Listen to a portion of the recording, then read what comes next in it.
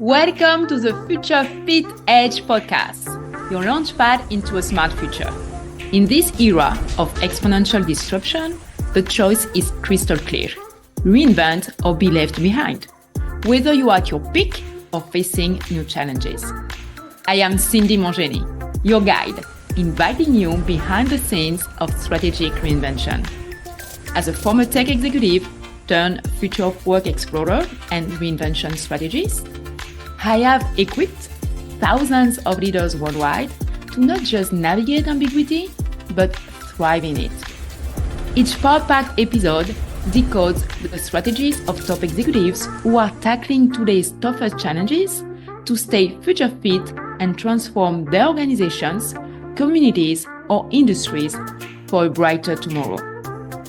Tune in for stellar insights, practical frameworks, and cutting-edge mindset shifts that will set you apart. The future is unstoppable. Are you ready to be unstoppable too? Hit subscribe and join me on this exciting journey. Welcome to a new episode of the Future Fit Edge podcast. I'm super excited about the conversation today with another accomplished guest. Martin Stier is the SVP, Senior Vice President of Recruiting, Diversity and Culture, and Chief Diversity Officer at HP. Martin has more than 26 years of experience as a seasoned and well-respected HR global executive. He had experiences in different industries, logistics, consumer goods, technologies, impacting really millions of lives across the world. So thank you, Martin, because I know you're traveling a lot in your global role. So thank you for taking the time to chat with us today, and welcome to the Future Fit Edge podcast. Thank you, Cindy. And I love to be here to have the conversation with you and learn and share together. Awesome. So let's dive in, because as I was mentioning, you have experiences in different organizations, different industries, and you had these amazing opportunities to lead transformational initiatives. Could you share a pivotal moment or decision that has deeply impacted your approach to transformational leadership? Yeah, so I've been thinking about, opportunities where I had a chance to influence, to partner with leaders and help them transform organizations, evolve new businesses, create new organizations. And there's one experience that it was a moment in time that it was a couple of years ago when I was working in one of the business units we have at HP. And we actually were at a leadership conference. We had several leaders in the room. We had the leadership team up there. One of the things that happened was after the event, there was one female leader that came to me with instant picture of that leadership team. And she basically said, Martin, look at this picture. And there were probably 13 men in that stage. There was only one woman. And she took the picture on purpose and said, Martin, look how this is seen and perceived. And that's when I had this moment where I realized that something really transformational had to happen. Because every time that leadership team would be speaking, would be talking to different communities at different sites, at different, employee groups, that would be something that would stand out. I feel that was a transformational moment where we just sat down with the leader of that organization and we said, we need to change this. Because if we want to bring the best talent, if we want to make sure that people feel that they can be part of this transformation, we were in a business transformation itself, we needed to realize that was also a very important element of the change that we needed to drive. Fast forward, we were able to create a more inclusive leadership, and we felt very proud after the work that we did, through many interventions and many programs, many initiatives, supporting succession, helping, emerging diverse leaders to actually get to the leadership level. And we were able to show that it is possible, but it requires awareness, understanding, and really partnership with the leaders to drive the change. So that was something that always stood up, that picture. And it's funny, I cannot show you my whiteboard, but I have that picture always next to me because it's a good reminder of how important, definitely in my role as Chief Diversity Officer, is always a good reminder of the commitment and the effort that we need to do for sure to drive and create inclusive cultures. I love this example because the reason why I started with transformational leadership, because I think like in our ever changing world, this is really a new capacity that every leader should have. And as you mentioned, it starts with awareness, because you could have something top down, because we need to do it because this is a trend. But if really there is not a internal buying and this awareness, like really things needs to change and understand why they need to change. And as you mentioned, partnership, nothing happened. And for this reason, we are seeing so many times transformational initiatives who are failing because there was really not a buying, awareness, no understanding, and no partnership. So this is like a really powerful example. Thanks, Martin, for sharing.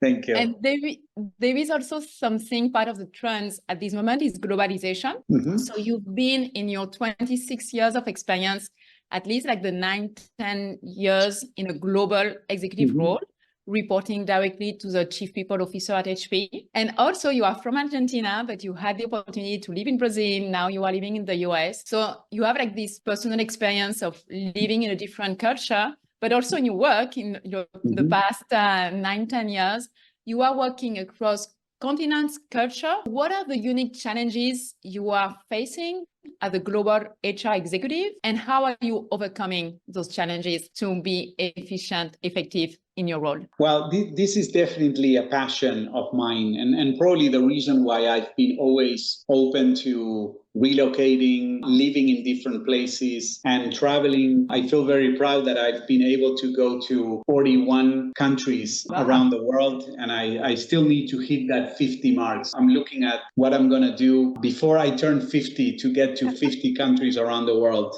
and I don't have a lot of time left. So, but one of the things that I always share from my different experiences is that you really need to understand the history of the countries and the cultures to really understand the behaviors. And you really need to understand how people relate, how people connect with work, and how do they lead, why leaders lead the way they lead. And I always reinforce that it's very important to understand the past, to recognize where you are, and also be mindful on what you can expect and what are the things that you can bring into teams from different parts, from different cultures, so that you can actually move together. So I spend a lot of time understanding the past. When I travel around the world, I try to connect with the different cultures, and I try to understand how people live, how they develop their social relationships, what do they do outside of work, because you cannot look at employees from only the lenses of what they do at work. You need to look at them in a more integral way. You need to think about them as we talk about work and life, and that we always say, well,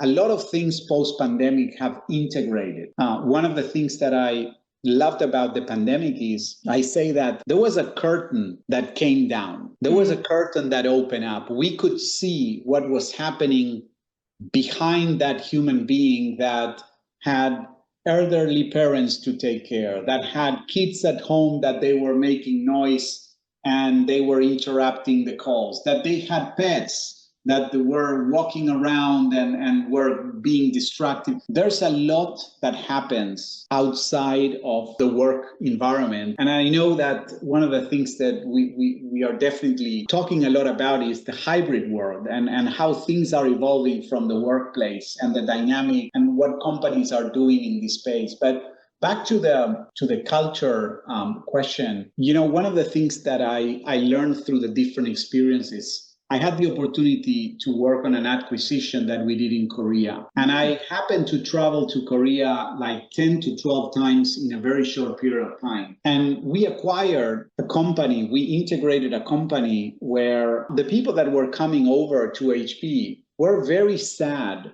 to leave the company they were part of. It was not about not being excited about being part of HP. It was really the detachment and that sadness around leaving the company that they were part of had a lot to do with the culture, had a lot to do with the history of being part of that company and how other people would see them moving away from that corporation and becoming part of HP. So that's why I always say you need to understand the past. You need to understand the history of individuals, and you need to see them in a more holistic way so that you can better help them move into the future and integrate in any environment that you're in. Yeah, and it's all about like really connecting on a personal level with each person. And for me, this is one of the key when I do program on inclusive leadership, like because you could have like inclusive even in the same country, is like each person is a story. For this reason, when we talk about like intersectionality within the diversity world, like the experience of a Black woman in tech is not the same of a Black woman with disability in tech. And even there is like so much layer. So I love like this key of understanding and really connecting to what make the person like really stick and thrive. Great keys, Martin. Thanks. Thank you. And you touch about like some future of work trends like hybrid and what happened with the pandemic. And really at this moment, we are seeing like everything is being redefined. For this reason, this podcast is the future fit age because the work is being transformed under our eyes. So what do you think about all those trends? What do you think are the ones that will be the most impactful and transformational in how we work? And how do you see the concept of workplace evolving in the next decade? I don't know if I have the right answer or the best answer. I think nobody does. And I think what we are learning as we go is that right now we have the diversity from multi-generations in the workplace. We have multiple capabilities being displayed in the workplace. You have companies with people that have been employees before the pandemic. You have companies with employees that have joined during the pandemic, post-pandemic. And these are three moments in time where the way that we were thinking about the workplace was very different. Prior to the pandemic, we were all focused that everything happened mostly in the office. There were companies that had employees that were providing flexibility, but the flexibility was really, I can start later, I can leave earlier, I can attend events, the school of my kids, or I can take care of my personal. It was the flexibility, the concept of flexibility prior to the pandemic was one. During the pandemic was very different, where nobody was in the office and we were all trying to figure out how we would come together, leveraging technology and making sure that we would feel that in a virtual environment where we are connecting, people were wondering, okay, it's great that we are all connected, but we lost the personal connection. So how do we, and so now post-pandemic, we were able to gain that. But the way that every employee is experiencing the connections and the workplace is also very different, right? Because there are some people that are coming into the workplace, they've always experienced the virtual engagement, so they don't see the need of connecting in an office. They don't, but there are others that miss that connection. There are leaders that manage people before, there are leaders. So what I'm trying to say is, I don't think that there's one recipe for hybrid work and how to collaborate. What I do feel is that what is expected from managers today, for people managers, but also from team members, is how do you find what works for the different members of the team that you have? Of course, there are some jobs that require to be in the office and work on stuff that eventually you cannot rely on a screen, on a keyboard to actually get the work done, or a Zoom meeting or a Teams or whatever. So there are some restrictions that continue to remain, But I think the fascinating aspect of is that we are living today is there's not one size fits all. There are companies that are still figuring out how to create the right work environment with the right technology that allows those that need or prefer to be in an office to interact in an office without losing those that eventually are not coming as frequent or are not even expected to be in the office. So that's for CIOs and for chief people officers to figure that out with the CEOs and the leaders. I think it's a fascinating time where I don't think that any company have cracked the code. And also, I think that it's very hard to dictate what will work because every company has a different culture. Every company has a different composition. Every company has a different mix in terms of, the number of people that have been with the company for a very long time and are sticking to what they like from the past. And there are other companies that have a lot of people that have joined recently and are more inclined to enjoy the post-pandemic benefits of the level of flexibility and not coming to the office type of policy. So again, back to my answer, I'm not sure that any company have figured out. What I can tell you is at HP, we do enjoy flexibility in many ways. And probably because we are a technology company and we play very an important role in the collaboration tools and the devices that actually help and enable the interactions, whether it's virtual or in person. We tend to see the benefit of both, of the connection and the personal interactions at the office, but also the connection through virtual collaboration and engagements. We're living a time of this is a big experimentation, and we will see how it's going to work out in the next decade. But you're right, yeah. Every company will need to figure out what is going to work for them. But thanks for the insight about flexibility being crucial at this moment at HP. There is another big trend that we don't need to wait the next decade to see that everything is changing, which is AI. And among the amazing things that AI is doing is this capacity for automation. So when you and I, we're starting our journey 26, 28 years ago, low entry jobs, really at this moment,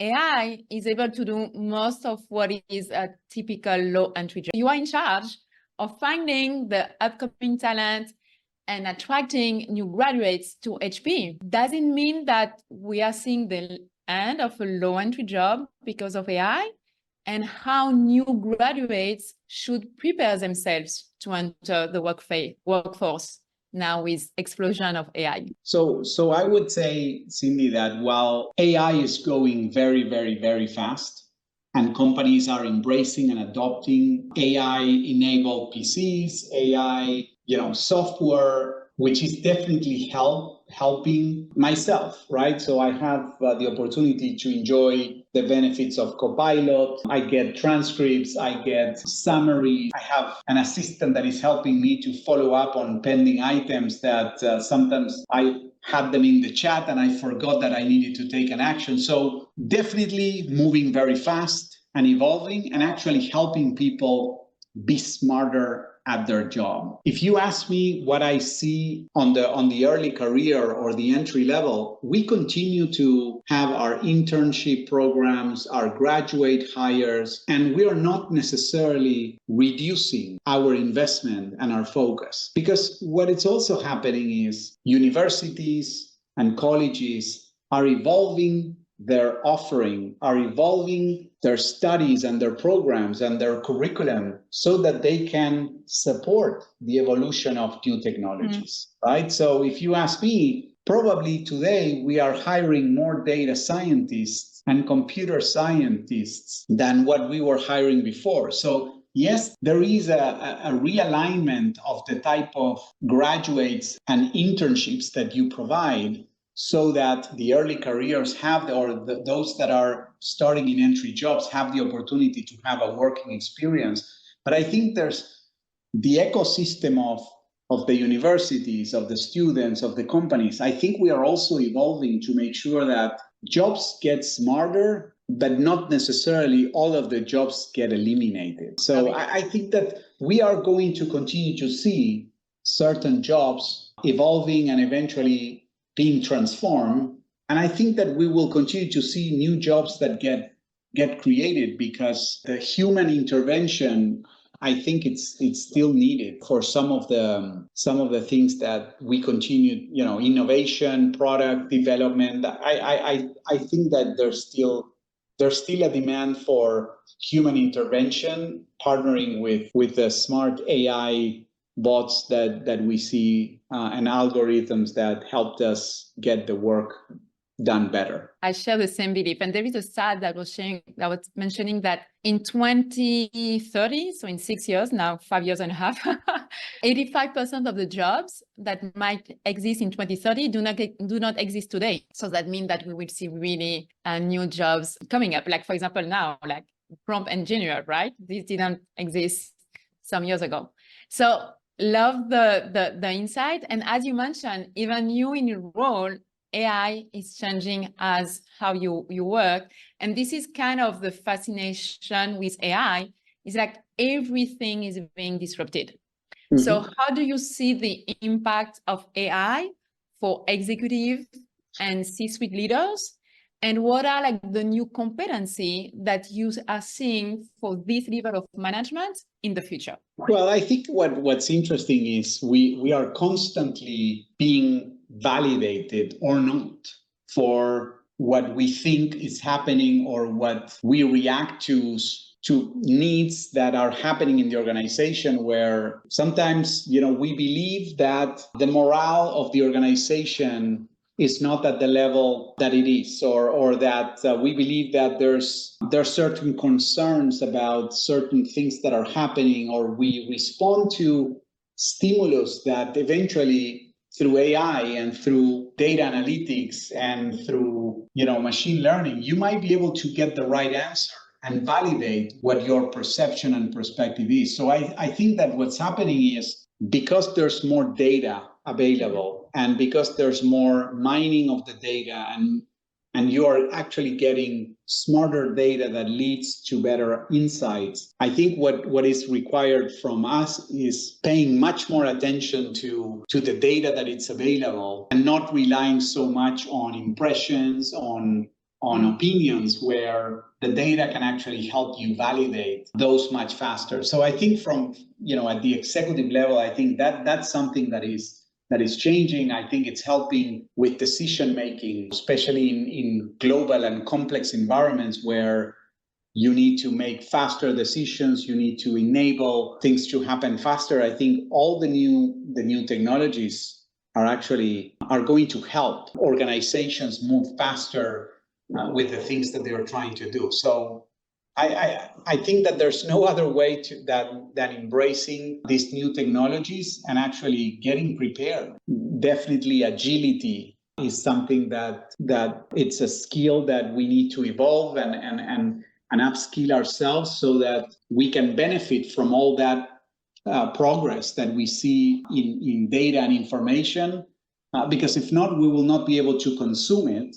And as a result of that, we will not be able to benefit from it. So that's what I see in this revolution of AI and the overflow of information that is accessible to us. And this is a good transition for my next question, because you mentioned about agility, embracing this technology. You are working for a tech company, global tech company, 55,000 people. How do you stay up to date and to be sure like you are relevant, you are bringing really the value to your industry, to your company, with such huge responsibility, traveling all over the world and still need to visit 9 countries before reaching 50? So you practically, how are you doing it to share with other people? Well, I think that you need to spend time outside of your box. You need to spend time with, you need to talk to your team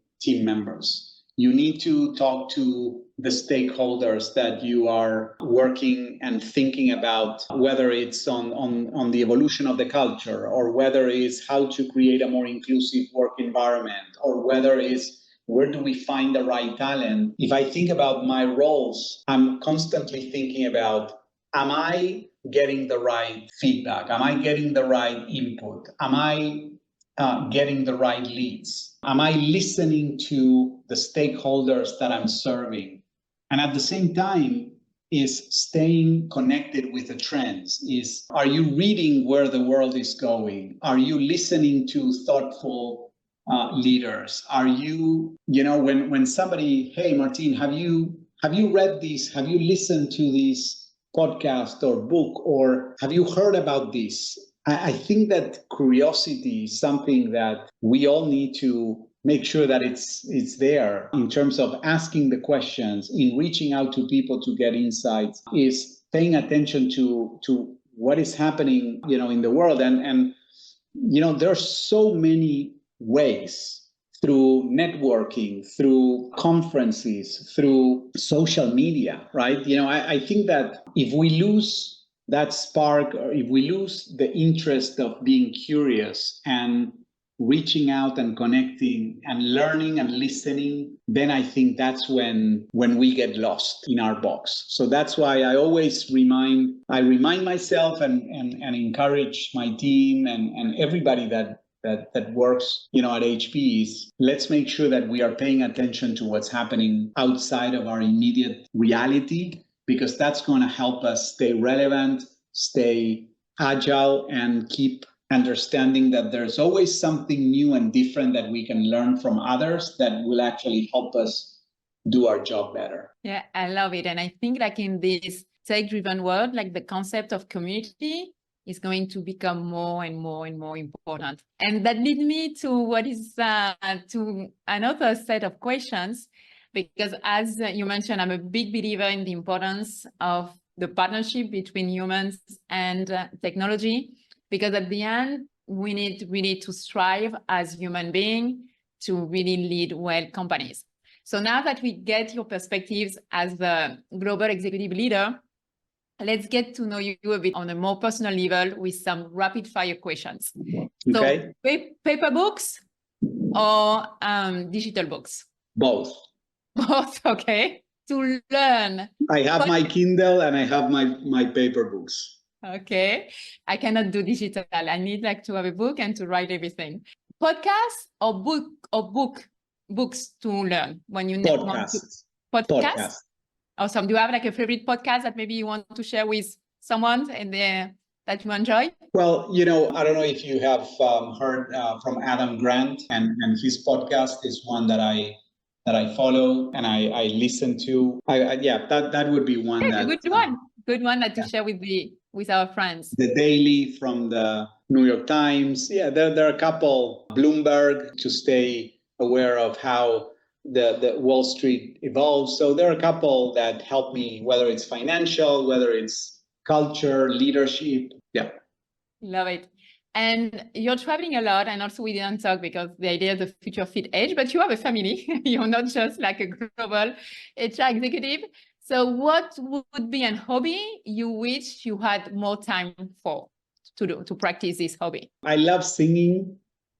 Oh, wow. Didn't know this talent of yours. Yes. And yes. So yeah, that's something that I wish I would have more time. I wish I would be more skilled to play the piano, which I'm not. I played guitar a long time ago, but yes, singing is something that, it helps with emotions. It helps with breathing. It helps with, hearing and yeah. So I wish I would have more time for that.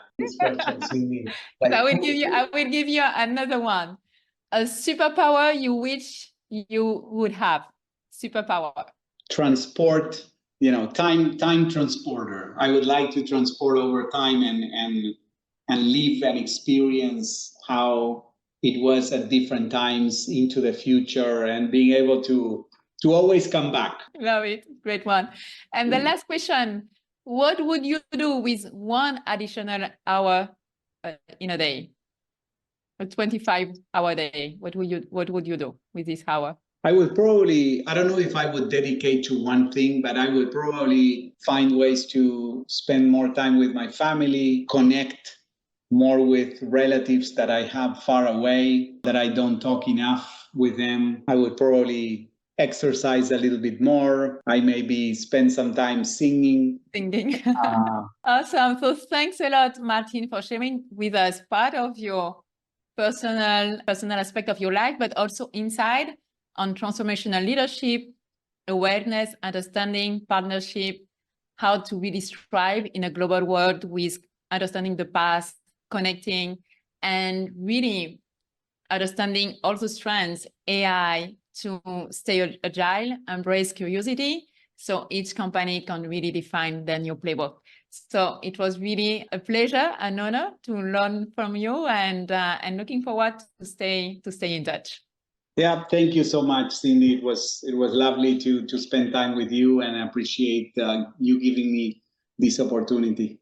Yeah, thank you. And to our friends who are listening, I hope you took a lot of notes, and I'm waiting for you for the next episode of the Future Fit Edge. So see you soon.